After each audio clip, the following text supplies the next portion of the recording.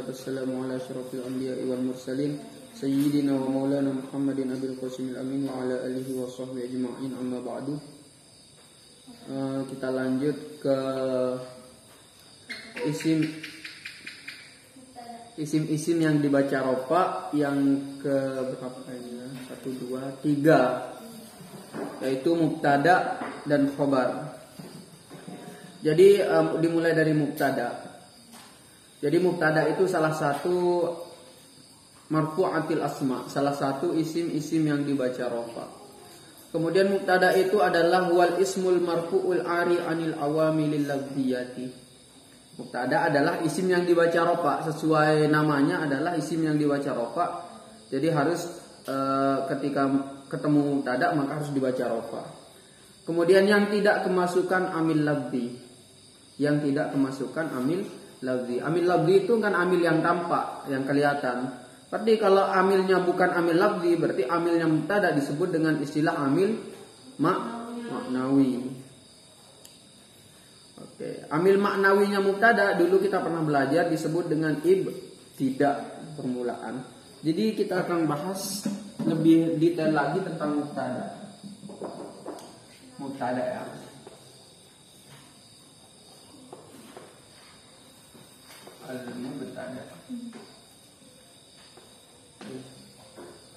Mubtada ini adalah, pertama dia itu adalah isim yang dibaca rofa. Pertama dia itu adalah kalimat isim, harus isim ya.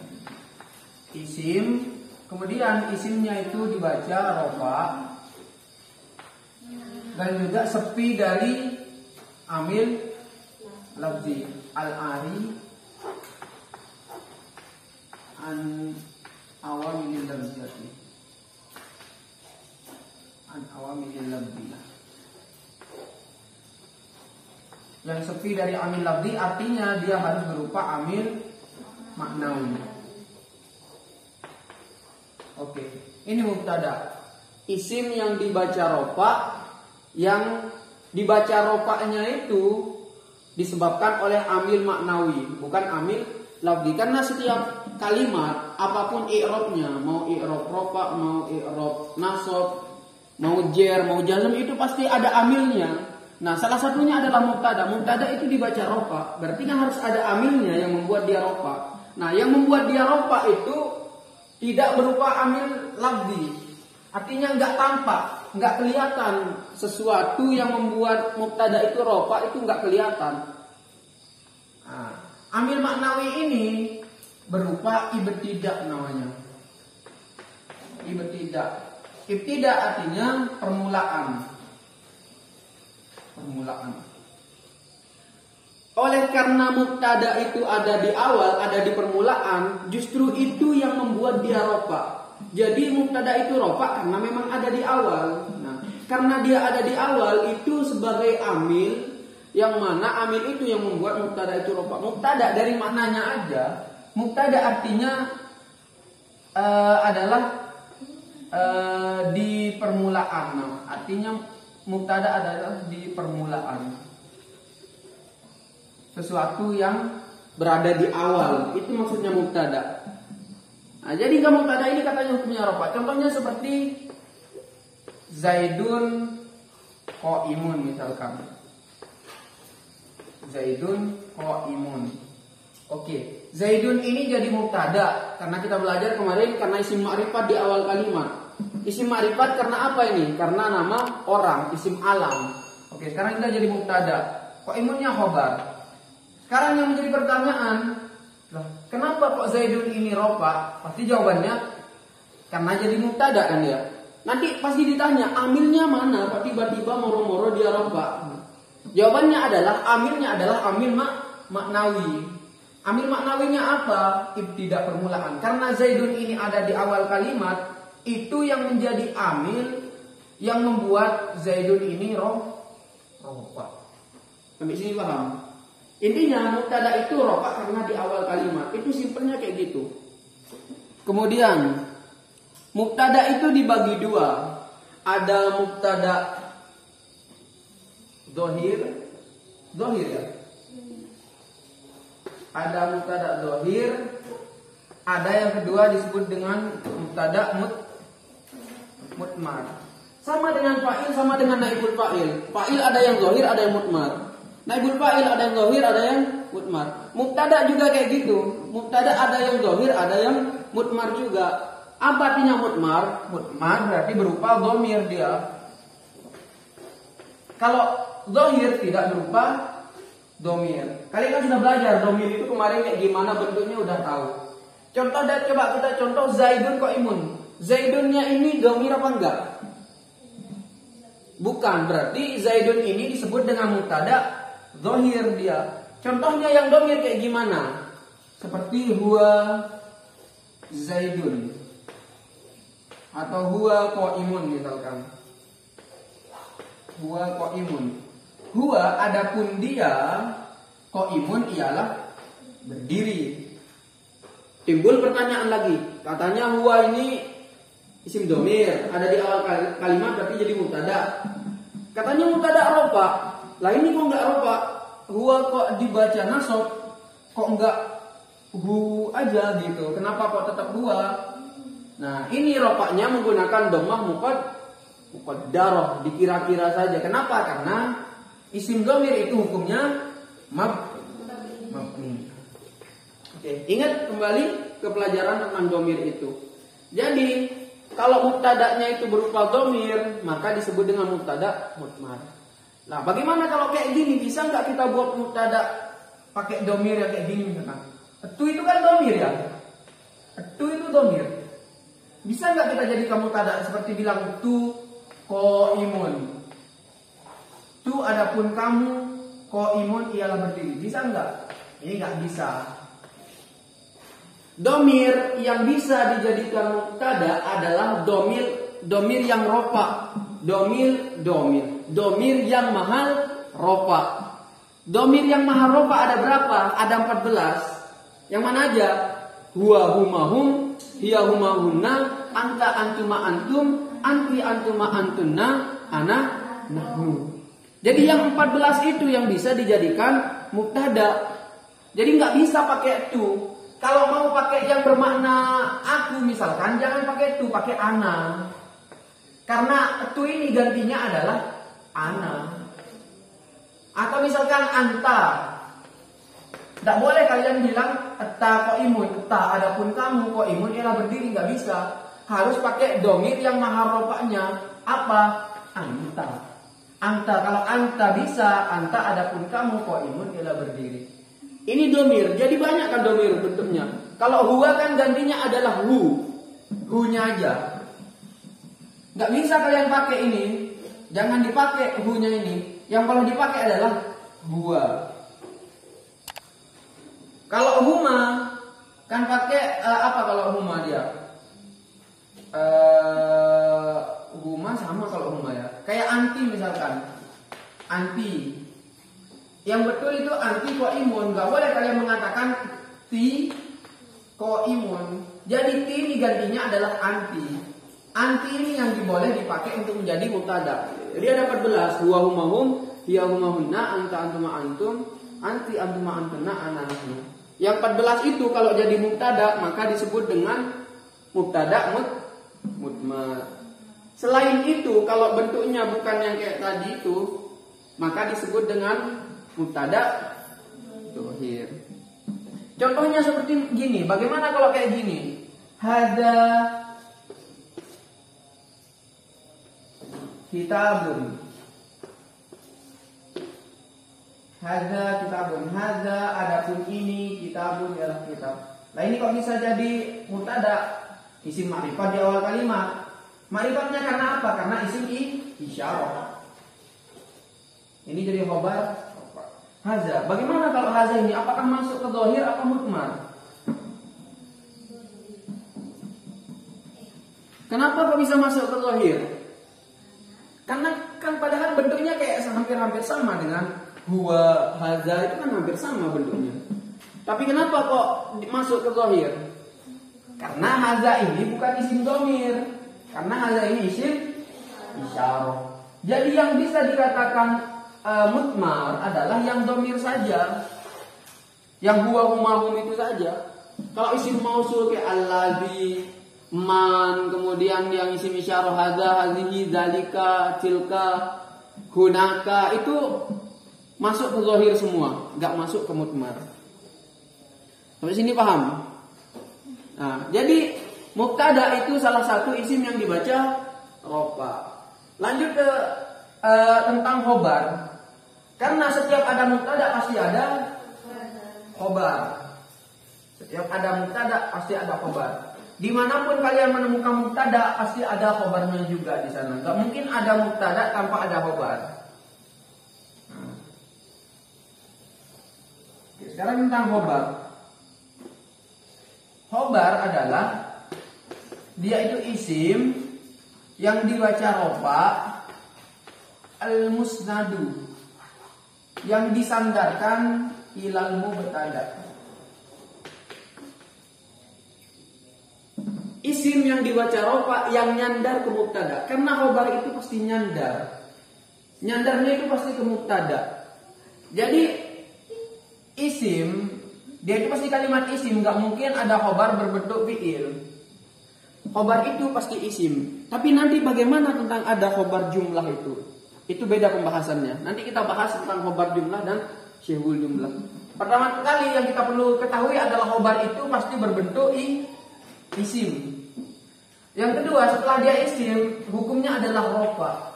Kemudian yang ketiga di sini, khobar itu pasti nyandar kepada mubtada. Nyandar bukan berarti harus dempet ya. Nyandar bukan berarti harus dempet. Nggak harus, karena kadang-kadang ada khobar sama mubtada yang dipisah. Seperti contohnya adalah huwa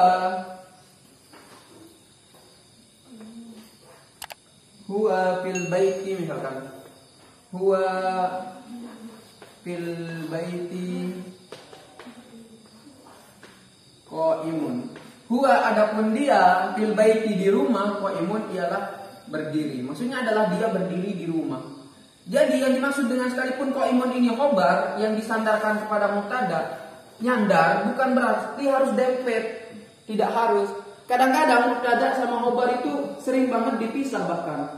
Apalagi kalian kalau sudah belajar di kitab-kitab sekelas Fathul Mu'in, itu mubtadanya itu di awal, nanti khobarnya kadang-kadang di belakang. Setelah nyampe beberapa baris baru ketemu khobarnya. Kadang-kadang seperti itu.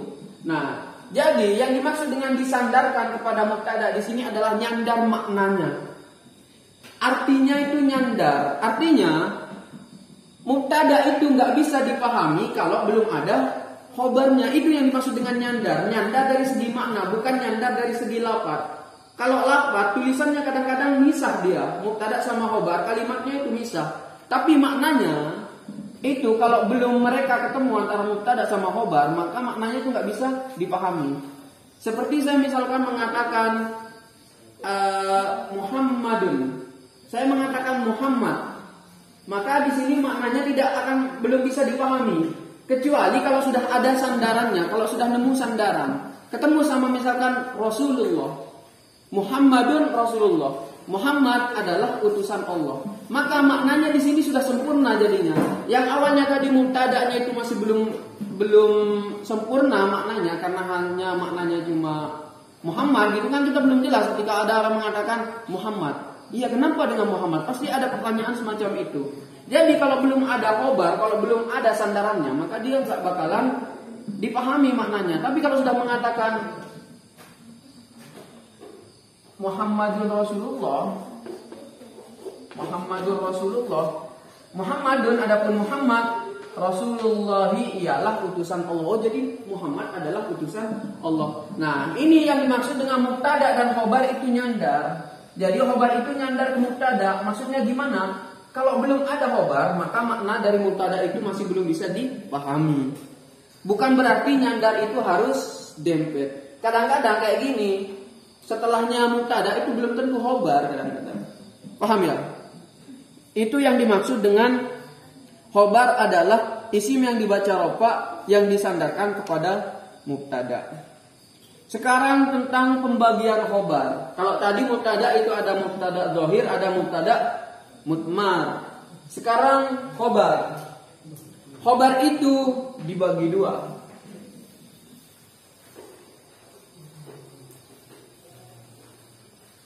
Khobar itu dibagi dua. Ada namanya khobar mufrad, ada namanya khobar jumlah. Apa itu khobar mufrad? Khobar mufrad di sini langsung dicontohkan ya, khobar mufrad seperti gini. Jadi kita langsung bahas khobar jumlah dulu. Kemarin jumlah kalian sudah belajar kan ya? Di bab mausul ada jumlah ismiyah, ada jumlah fi'liyah. Jadi jumlah di sini ada dua. Oh, di sini belum ke jumlah ya. Di sini ghair mufrad dulu. Ada yang mufrad, ada yang ghair mufrad. Ghair mufrad di sini dibagi dua.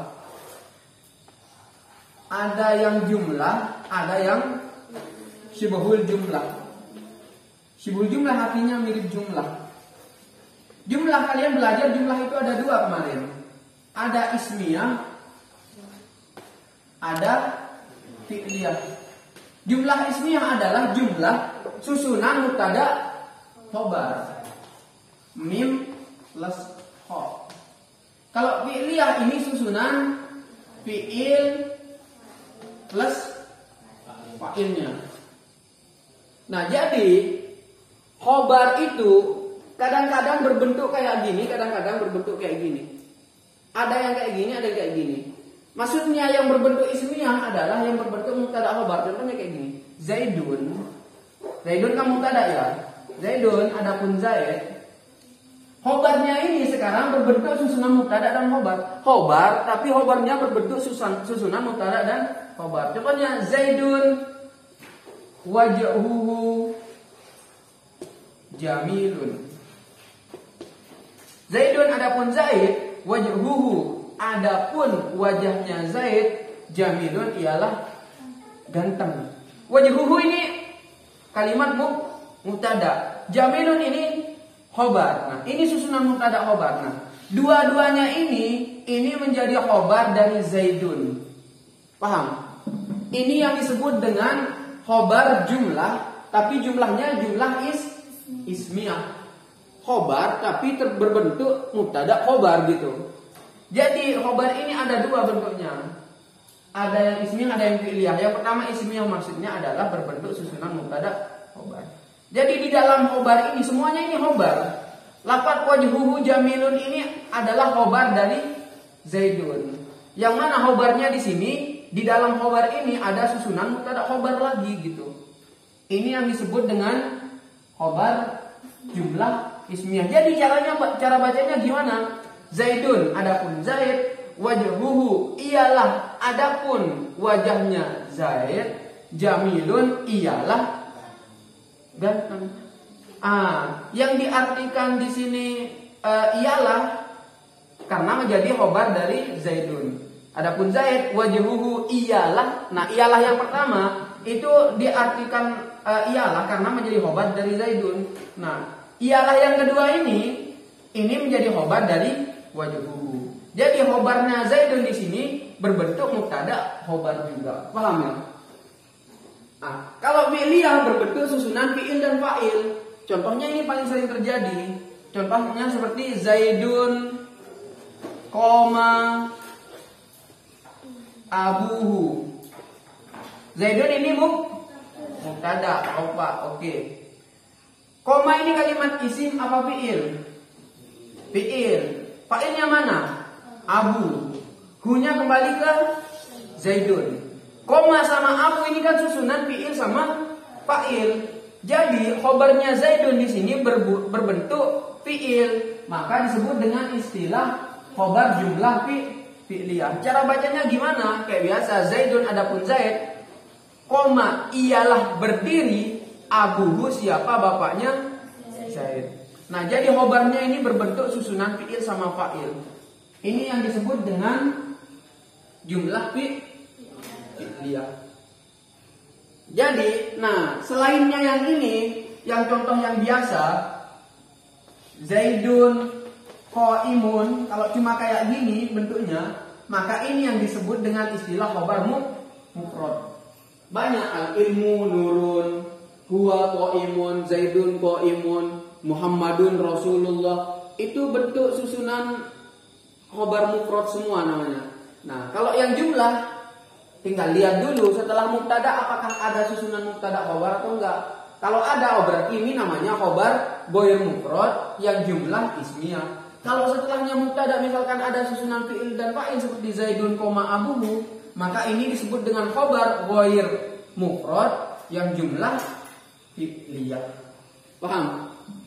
Ini yang jumlah. Yang sibghul jumlah ini juga dibagi dua. Ada jar majrur,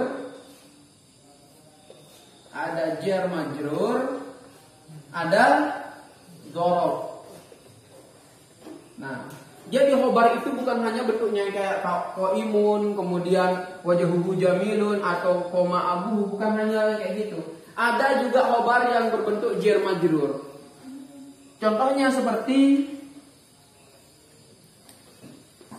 Zaidun fiddari. Zaidun jadi karena isim ma'rifat di awal kalimat. Tanda rafa'nya menggunakan dhammah karena isim mufrad. Sekarang fi-nya ini kalimat apa? Isim fi'il atau huruf? Fi. Huruf apa namanya? Huruf jar. Setiap ada huruf jar pasti ada majrur.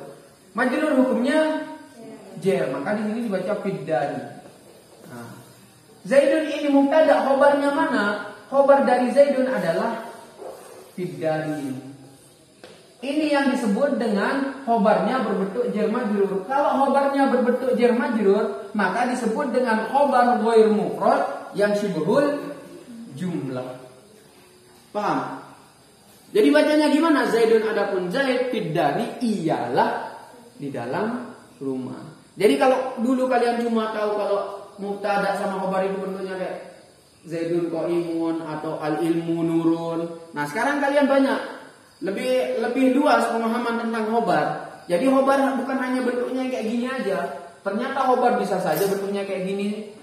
Zaidun adapun Zaid wajhu ialah, adapun wajahnya Zaid jamilun ialah ganteng. Bisa saja kayak gini. Zaidun adapun Zaid koma ialah berdiri, abuhu siapa? Bapaknya Zaid. Bisa juga kayak gini. Zaidun adapun Zaid fiddari ialah di dalam rumah.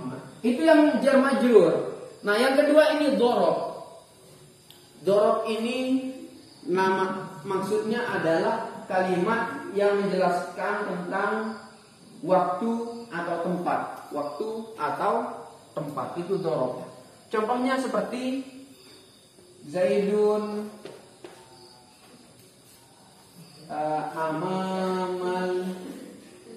amamal baiti. Zaidun artinya Zaid. Adapun Zaid, amama artinya apa?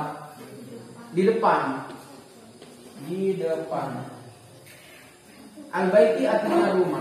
Berarti bacanya gimana? Zaidun adapun Zaid amamal baiti ialah di depan rumah. Lah, amama ini yang disebut dengan dzaraf. Kenapa kok disebut dengan dzaraf? Karena bermakna tempat. Amama kan bermakna tempat dia, di depan. Sama kayak di depan, di belakang, di samping, di atas, di bawah. Itu semua dzaraf. Nah, apabila ada khobar yang berbentuk dzaraf, maka disebut dengan khobar ghair mufrad sibghul jumlah. Tapi tadi katanya kan khobar itu harus rofa. Kok di sini itu amama enggak amamu?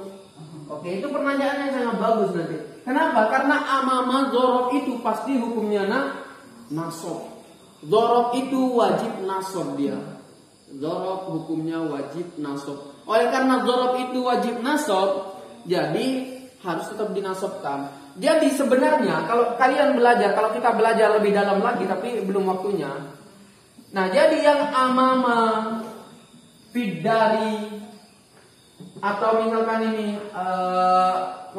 koma abuhu atau wajhuhu jamilun, sebenarnya khobarnya itu bukan yang ini. Seperti misalkan Zaidun fiddari, khobarnya sebenarnya bukan fiddari. Tapi nanti kita belajar itu di pembahasan yang lebih luas. Yang penting kalian tahu sekarang khobar itu bukan hanya bentuknya kayak gini. Bisa saja khobar itu kayak gitu, kayak gini atau kayak gitu. Bisa saja khobar itu berbentuk jumlah ismiyah, bisa saja berbentuk jumlah fi'liyah, bisa saja khobar itu berbentuk jar majrur, atau bisa saja berbentuk dzaraf. Jadi ada 4 bentuk dari khobar. Nah, 5 ditambah yang asli, yang asli yang kayak biasa kayak gini. Zaidun qaimun itu yang sering yang banyak. Tapi yang lain juga banyak sih, tapi mungkin kalian belum tahu kalau itu khobar. Sebenarnya intinya kalau ada mubtada pasti ada khobar. Mungkin dulu kalian bingung ketika menemukan seperti lafaz Zaidun dari Zaidun kan mubtada. Setiap mubtada kan pasti ada khobar. Sementara di depan mubtada itu nggak ada khobar, yang ada justru cuma jar majrur. Mana kan nggak ada khobarnya, berarti ini salah kitabnya atau gimana? Mungkin kalian berpikir seperti itu. Ternyata tidak. Fid dari ini justru bisa menjadi khobar dari Zaidun. Paham ya? Jadi khobar itu bukan hanya monoton bentuknya yang kayak gini, ada banyak bentuknya. Tapi letak ropaknya di mana? Katanya khobar kan ropak. Iya kalau Zaidun kan jelas, kelihatan banget ropaknya. Lah yang kayak fid dari ini ropaknya di mana gitu. Nah, saya kasih satu ilmu yang ada di Mutamimah atau di Mukhtasar Jidan itu bilang gini. Jumlah dari wa jumlatul jari wal majrur muta'alliqum bi mahdzufin taqdiruhu kainun khabar mubtada. Jadi sebenarnya pada lafaz Zaidun fid dari ini ada kalimat yang dibuang yang sebenarnya itu yang jadi khobarnya. Kalau dikeluarkan itu berupa kainun. Nah, kainun ini ropak karena jadi khobar. Kainun artinya ada. Zaidun adapun Zaid, kainun ialah ada fid dari di dalam rumah. Asalnya kayak gitu. Asalnya kalau kalian mau telusuri lebih dalam sebenarnya khobarnya itu bukan fid dari ini. Sebenarnya itu kainun, tapi ini kita belajar dasarnya dulu, kita belajar dasar. Yang penting kalian tahu kalau jar majrur, dzaraf majrur, fi'il fa'il atau mubtada khobar juga bisa menjadi khobar. Paham ya? Paham. Kalau gitu kita cukupkan sampai di sini. Semoga barokah manfaat. Wallahu a'lam bishawab. Al-Fatihah.